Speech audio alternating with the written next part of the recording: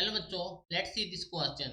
The question says a particle of mass 2 gram and charge 1 microcoulomb is held at rest on a frictionless horizontal surface at a distance of 1 meter from a fixed charge of 1 microcoulomb. If the particle is released, it will be repelled. The speed of the particle when it is at distance of 10 meter from the fixed charge is 100 metre पर second, 90 metre पर second, 60 metre पर second, 45 metre पर second. तो बच्चों कहा गया है कि पार्टिकल का मास दिया गया है 2 ग्राम और चार्ज दिया गया है 1 माइक्रो कूलम, जो कि held at rest on a frictionless horizontal surface है और डिस्टेंस है 1 metre from the fix charge of 1 micro coulomb. यदि जो पार्टिकल को रिलीज किया जाता है तो ये रिपेल होता है, तो जो स्पीड ऑफ पार्टिकल क्या होगी when it is at distance of 10 metre from a fix charge, ये हमें कैलकुलेट करना है। So key concept for this question is key concept है charge and energy, charge and energy। ठीक है, तो कहा गया है कि जो मास ऑफ पार्टिकल है वो है 2 ग्राम, mass of particle.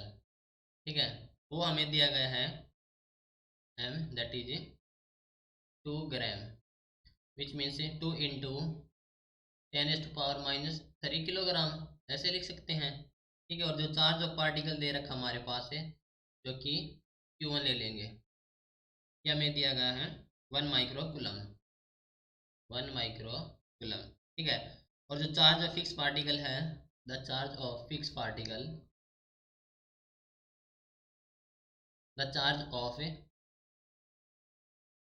Fix particle, वो मान लेंगे Q2, वो दिया हमें 1 माइक्रो कूलम ऑल्सो, वो हमारे पास है 1 माइक्रो कूलम ही ये हमें दिया गया। ठीक है, तो देखो जो इनिशियल डिस्टेंस है वो है 1 मीटर, उसके बाद हमारे पास फाइनल डिस्टेंस दे रखी है 10 मीटर।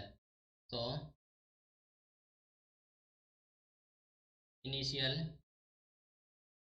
डिस्टेंस उसको ले लेंगे हम R1 जो कि है 1 मीटर, और जो फाइनल डिस्टेंस दे रखी है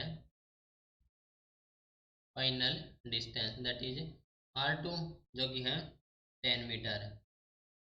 ठीक है, नाउ क्या होगा, यहाँ पर कहा गया है कि if the particle is release it will be repel the speed of the particle. तो देखो जो इनिशियल टोटल एनर्जी होगी हमारे पास है फाइनल एनर्जी के इक्वल है, तो that means initial total energy,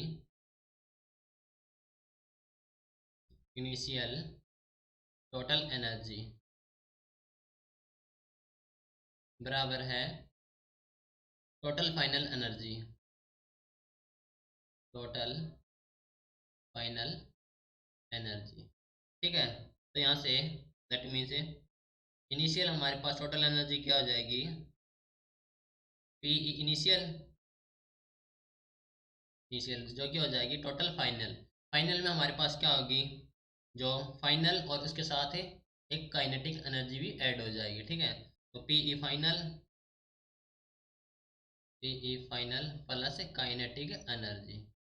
ठीक है, वैल्यू लिखेंगे तो पी इनिशियल के लिए चार्ज हमारे पास इनिशियल Q1 है, तो देखो 1/4πε0 Q1 Q2 अपॉन जो डिस्टेंस है इनिशियल के लिए R1, ये हो गया इक्वल 1/4πε0 Q1 Q2 अपॉन इसके लिए डिस्टेंस हो जाएगी R2, प्लस में काइनेटिक एनर्जी हो जाएगी हाफ ऑफ mv²। राइट, तो यहाँ से कॉमन ले लेंगे हम Q1 Q2 को। ठीक है, तो Q1 Q2 अपॉन 4πε0 को कॉमन ले लेंगे, अंदर हमारे पास बचेगा 1/R1 माइनस 1/R2। ठीक है, जो कि इक्वल हो जाएगा हमारे पास है हाफ ऑफ mv² के। ठीक है, इक्वल हो गया। नाउ वैल्यू पुट करेंगे तो देखो Q1 और Q2, Q1 हमारे पास है और Q2 भी हमारे पास दिया गया है, दिया जाएगा हमारे पास है Q1 Q2, इनकी वैल्यू हमारे पास 1 माइक्रो कूलम है। ठीक है, तो Q1 इंटू Q2 क्यों ना हमारे पास 1 माइक्रो कूलम, ये हो जाएगा हमारे पास है 1 इंटू 10⁻⁴ माइक्रो -6 है इंटू सेम Q2 के लिए 10⁻⁻6 है, ठीक है। और इंटू हो जाएगा 1/4 पाई एप्सिलॉन नॉट की वैल्यू होती है 9 इंटू 10⁻⁹ 9 ठीक है। और मल्टीप्लाई में हो जाएगा 1/R1। R1 हमारे पास कितना है 1 है, और R2 10 है 1/10, ठीक है। ये इक्वल हो जाएगा half of M V square, half of M हमारे पास 2 है इंटू 10⁻⁻3, ठीक है, इंटू वी स्केयर। तो यहाँ से कैलकुलेट करेंगे तो हमारे पास जो वी स्केयर की वैल्यू आ जाएगी वो आ जाएगी 81 इंटू 10⁻³ और अपॉन हो जाएगा 10, ठीक है। दैट मीन्स जो वी कैलकुलेट करेंगे तो वी हो जाएगा हमारे पास 90 मीटर पर सेकेंड, ठीक है। तो ये हो जाएगा हमारे पास speed of particle. That means option B हो जाएगा correct answer, right. So this is your final answer.